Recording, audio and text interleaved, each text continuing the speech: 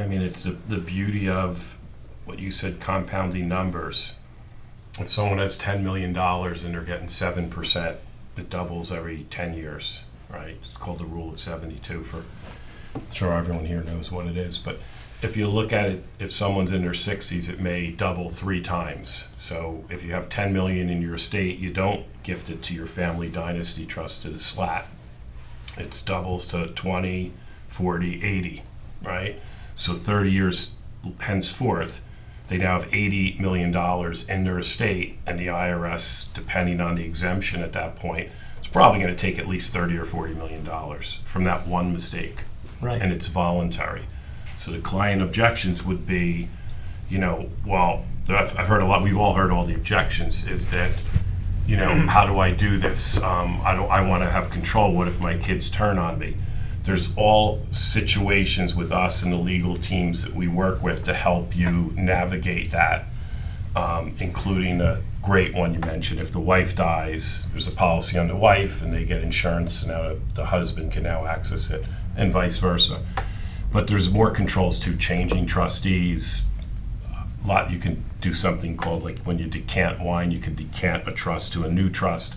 There's a lot more smart people going around how to make it a little bit more pliable.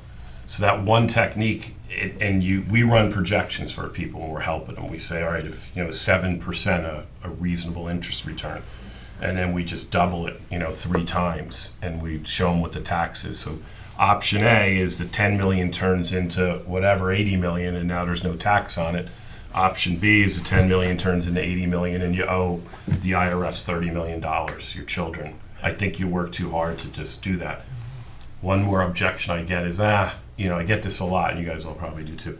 I don't want my kids to get rich. My kids are going to be too rich. It's one of my number one objections. And I say, okay, are you happy right now with the IRS, how the IRS handles all of our money when you pay taxes? You're 100% happy with it. I've never had anyone say yes. Wouldn't you rather control that by gifting it to a charity that you like children with cancer or children starving in Africa or whatever it is? Wouldn't you like to steer that?